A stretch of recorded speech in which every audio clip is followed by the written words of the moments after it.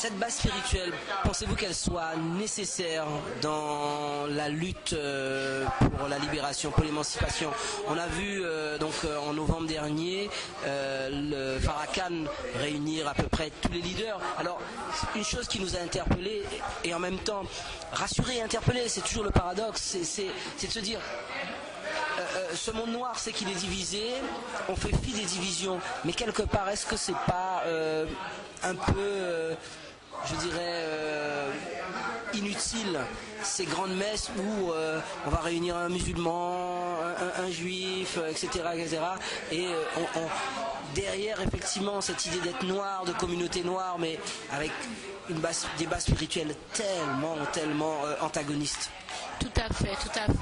Vous savez, l'islam, vraiment, c'est vraiment un fléau. Hein. Enfin, je dois le dire honnêtement, presque autant que le christianisme. Ceux de nos frères et sœurs qui ont embrassé l'islam, comme par exemple les gens de la nation de l'islam, justement avec Farrakhan, avec d'autres avant lui, Malcolm X et d'autres, Elijah Muhammad, qui avaient pensé que l'islam leur donnerait une alternative au christianisme occidental, raciste, etc., ayant justifié toutes sortes d'atrocités. Eux, ils se sont trompés parce que, en fait, il existe le même contentieux historique entre les Arabes et nous qu'entre les Européens et nous. Les Arabes nous ont asservis de la même façon, plus ou moins, pendant encore plus longtemps que les Occidentaux.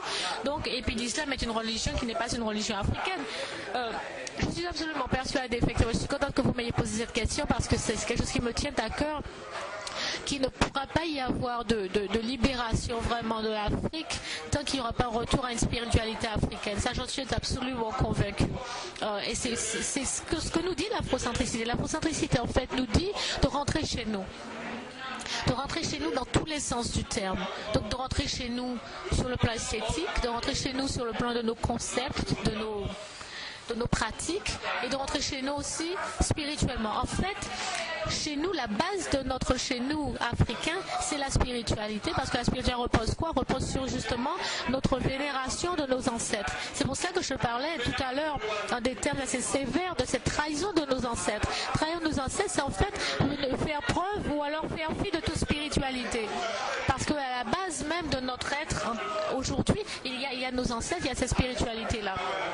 Donc tant que nous ne retournerons pas chez nous spirituellement, c'est-à-dire que tant que nous ne retournerons pas à nos ancêtres, tant que nous n'honorerons pas leur mémoire, tant que nous ne nous remettrons pas en phase avec leur sagesse, avec ce qu'ils ont à nous dire, les luttes qu'ils ont menées, les victoires qui ont été les leurs, les défaites qui ont été les leurs, nous ne nous en sortirons pas. Nous sommes très vulnérables. Donc, effectivement, pour moi, c'est pour cela que je suis retournée à cette tradition africaine, parce que c'est la base de tout. Et je peux vous dire honnêtement que le vaudou, c'est une religion, donc il n'y a jamais si c'est pas parfait. C'est très clair, mais je ne cherchais pas la perfection. Ce que je cherchais, c'était justement à remettre certains morceaux ensemble pour être à nouveau une, au lieu d'être écartelés, vous comprenez? Et c'est ce que le vaudou m'a donné, me permet vraiment d'avoir cette paix maintenant où je sais où je suis, je sais qui je suis et je suis bien là. Je n'ai pas besoin d'aller ailleurs, je n'ai pas besoin de l'islam, je n'ai pas besoin du christianisme, je n'ai pas besoin du bouddhisme, je n'ai pas besoin de la méditation transcendantale, je n'ai pas besoin du yoga, je n'ai pas besoin des trucs des autres, je suis bien chez moi en tant qu'Africaine. Alors on va conclure, Ama, puisqu'on a déjà usé pas mal de votre temps. Bien sûr qu'on peut rester des heures à vous écouter, à vous poser des questions. Alors, petite synthèse, afrocentricité, base spirituelle, base conceptuelle, mais quelque part, est-ce que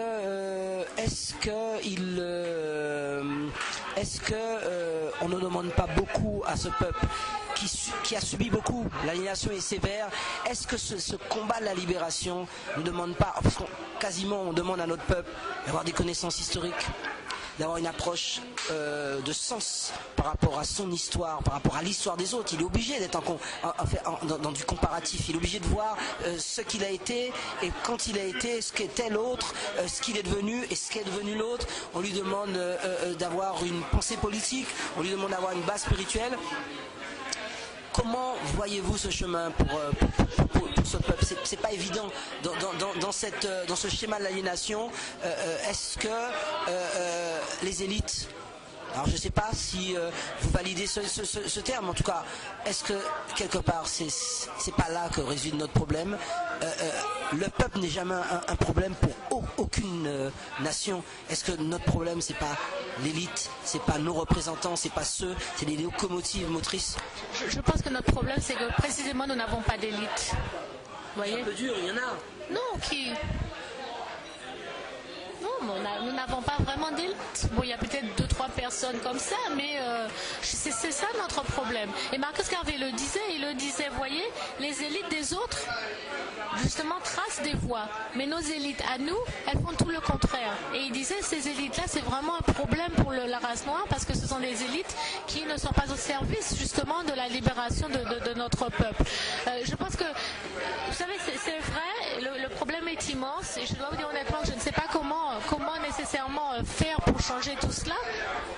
Mais je pense que ça commence déjà au niveau personnel. Que ceux d'entre nous, c'est peut-être aussi un tort que d'attendre toute une élite. Même peut-être que ce concept-là même n'a pas de sens. Peut-être que ce qu'il faudrait, c'est une transformation au niveau des consciences des uns et des autres. Et on n'a pas forcément besoin que tout le monde change, mais qu'il y ait suffisamment d'entre nous qui changent et qui vivent autrement. Peut-être que ça, justement, ça permettrait d'interpeller d'autres et d'opérer une véritable transformation des consciences. Parce que c'est aussi le problème. Bon, les élites ou bien le leader. Nous avons eu des leaders.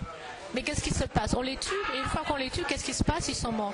Et c'est ce que l'afrocentricité essaie de faire. C'est ne pas poser nécessairement le problème en termes d'élite, parce qu'on a vu que nos élites en question, comme elles sont formées par l'Occident, elles ne peuvent pas nécessairement... En fait, elles sont notre plus gros problème, d'une certaine façon. Parce qu'on les écoute, et qu'est-ce qu'elles racontent? Des bêtises. D'autre part, si vous avez un leader et que les Blancs, nos ennemis, le tuent, le mouvement s'arrête. Donc ce qu'il faut vraiment, c'est changer les consciences, une transformation de conscience. C'est pas grave si Molefi à Santé disparaît demain ou Ama Matama disparaît ce soir, c'est pas grave. Mais que l'idée afrocentrique soit là, qu'on ait semé cette graine-là, et que la graine continue à pousser dans la conscience de nos frères et de nos sœurs partout dans le monde. Et ça, c'est comme ça qu'on verra des changements. On verra des initiatives personnelles, des gens qui vont peut-être monter une école parallèle, une école à eux, dans laquelle ils vont apprendre à leurs enfants certaines choses que l'école des Blancs ne va jamais leur apprendre. Des gens qui vont dire, bon ben, moi je ne veux plus de télévision, ou bien je vais créer ma propre chaîne de télévision. Des gens qui conscients, qui se mettent ensemble et qui disent, il nous faut autre chose et on va le faire ensemble. Et si ça se fait partout, ça ne peut pas se tuer, ça ne peut pas s'arrêter. Et les élites, à la limite, on n'en a pas besoin. Alors, avant de vous laisser donner les deux derniers mots de votre conclusion, petite précision sémantique. Quand on adhère à l'afrocentricité, on est afrocentrique. Afrocentrique. Et non pas afrocentriste. Bien, on est un afrocentriste. D'accord. Un afrocentriste. Voilà, on utilise le substantif. Alors Ama, pour conclure, tâche immense qui nous attend, mais est-ce que c'est pas quelque part ce qui est réjouissant de savoir au moins que ce peuple a des choses à faire et que on a effectivement on a à bâtir, et c'est quand même je dirais le message essentiel à faire passer. On a à bâtir, on a des choses à construire. C'est quand même un beau challenge. Tout à fait, et je voudrais vous laisser avec des paroles positives et une conscience victorieuse, parce que ça c'est très important, c'est très très important, de savoir que simplement que nous soyons là, avoir simplement cette discussion, c'est déjà une victoire, parce que nous avions été programmés pour ne même pas être là à parler comme ça, vous voyez, on était programmés pour autre chose. Donc ça simplement, le fait que nous soyons debout, ou en tout cas en train d'essayer de nous remettre debout, pour moi c'est une victoire immense, et je suis persuadée que cette victoire-là ira en se propageant et en s'amplifiant. Brother Jimmy donc ouvre ce site Be World Connection, un message pour le frère Jimmy, pour le travail qu'il accomplit et pour tous les gens qui le suivent et qui le soutiennent. Tout à fait. Bon, je vous parlais justement de ces initiatives que l'on prendra ici. Là, je voulais justement mentionner le site de Brother Jimmy ou l'émission que Brother Jimmy fait. Ça, c'est phénoménal.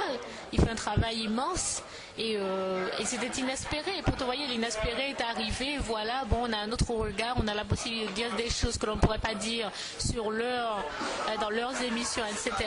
Et donc c'est tout ça qui doit donner de l'espoir. Et soutenir ceux qui font ce travail-là, faire tout ce qu'on peut pour les aider, et puis pour faire pareil, que ça nous inspire, que le site de Brother Jimmy, que l'émission de Brother Jimmy inspire d'autres frères et sœurs pour qu'ils fassent la même chose et qu'ils fassent partie de la solution plutôt que du problème.